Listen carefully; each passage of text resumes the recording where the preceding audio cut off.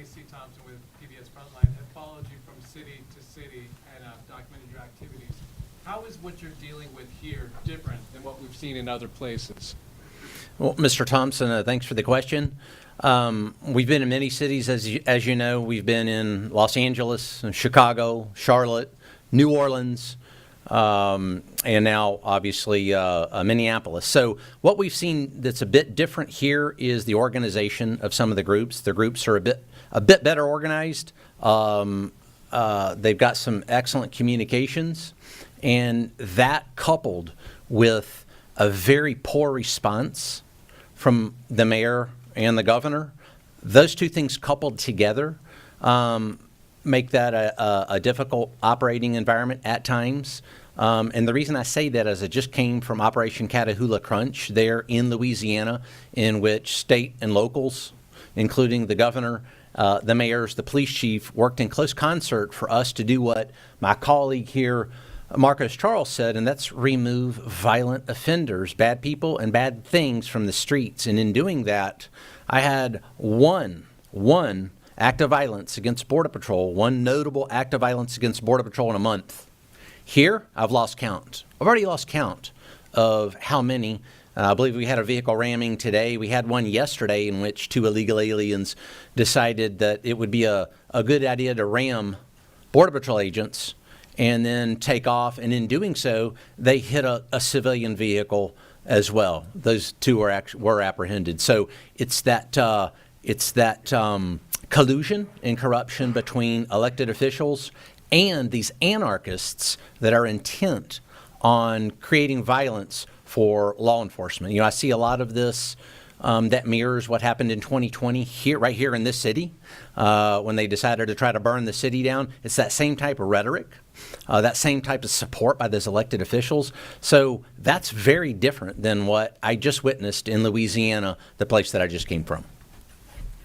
Mayor Rubino, question for you. I'm with Borderhawk. It's hard to get coffee in the Twin Cities without seeing signs of ICE can't enter, but everyone else can, or restaurants or supermarkets. Based on everything you shared today, what is your message to these businesses, these organizations that are obviously trying to push out ICE and your operation? Sure. And this goes to anyone, not just those businesses and organizations. Don't fall victim. Don't fall victim to that heated rhetoric and those lies that are often spouted by, say, a Mayor Fry. Mayor Fry actually told his police force to fight federal agents in the city. And you should have even seen the look on O'Brien's face, Chief O'Brien. His eyebrows actually raised at that one. So don't fall victim to that. Our Border Patrol agents, our ICE officers, our parents, they're citizens. They enjoy the rule of law just like everyone else. So to deny them a cup of coffee or lawful commerce seems to be absolutely opposite of what we would expect in a lawful, orderly society. Do we like what happened with the church there a couple of days ago when individuals came in and disrupted almost violently a church service? Absolutely not. Same thing. We should treat each other with respect, dignity. And that is why we are here in this city as we take those violent criminals off the streets. That's respect and dignity. This is for you as well, Commander Davino. At a press conference today, we heard from several local police chiefs who said that they support ICE, but that certain ICE tactics are making their jobs, keeping their own communities safe, that much harder. What's your response? I would say that those tactics are born of necessity. What we do is legal, ethical, and moral. Everything we do every day is legal, ethical, moral, well-grounded in law. So I would impugn upon those police chiefs and anyone else, elected representatives, and you have to remember, many of these police chiefs do work for the Mayor Frys of the world, that turn over those illegal aliens, those criminal illegal aliens. You know, let me hold these up again, so it's just so we don't forget this, because it seems like it always gets forgotten. Rape, lewd and lascivious acts against a child. So Mayor Fry is having police chiefs worry about tactics while we're after these type of people. I think that they're asking the wrong questions and their priorities are misplaced. Let's work. Wait, I'm not done yet. Let's work together and we've said this from the very beginning, we want to work together with local police chiefs and the rank and file. And believe it or not, folks, we work very well together with the rank and file we have in every single city we've been to, whether that's Los Angeles, Chicago. A lot of rank and file gave us a lot of good information on a lot of good criminals, a lot of bad criminals there in Chicago. And then we proved it again in New Orleans. Let's work together to take individuals like this off the street. Had we worked together from the very beginning, perhaps we wouldn't be in the city by the thousands conducting operations that those police chiefs, those mayors, and those elected representatives refuse to partake in.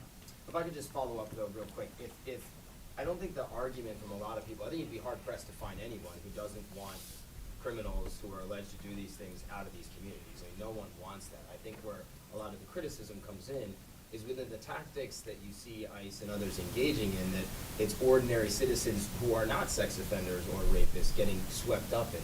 So what do you say to that? Sure, where you're talking about these ordinary citizens, mom, pa, America, that get swept up in what I see. I'm out on the streets just as Marcos Charles here is. We're on the streets with our troops almost every day. And what we see when folks get swept up, as you say, oftentimes it's those agitators, those rioters, and now I call them anarchists, that actually cause Mom, Pa, America to sometimes be near, at, or involved in a very tense situation when they shouldn't even be. There's no need for that violence that we see against law enforcement. And again, it seems as the only people that are really dialing down that rhetoric is the federal law enforcement entities that just want to conduct legal, ethical, and lawful law enforcement missions in this city to take out those violent criminals, bad people, and bad things. Thank you. News Nation. Kelly Bradley, News Nation. I have two questions. First one for Marcos Charles. What is the current status? I'm sorry, can you repeat it?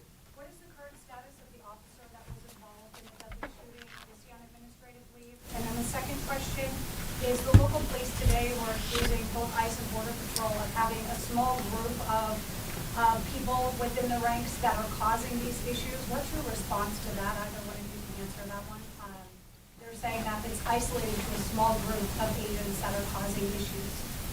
So the officer that was involved in the shooting last week, or 2 weeks ago now, he's recovering. He's at home, recovering. Is he on administrative leave or is he still involved in the operation? Right now, he's at home recovering. Leave it at that. And as far as the response to local police saying that it's isolated to a small group of your agents or officers that are causing issues? So our officers that are out there, CBP, Border Patrol, DOJ partners that are out there, ICE, ERO, HSI, everybody that's out there is a professional. They're out there doing their job. They're everyday people doing a very hard job trying to enforce the immigration laws in an environment where local and state politicians have been spreading rhetoric that dehumanizes these officers and agents. We got time for one more.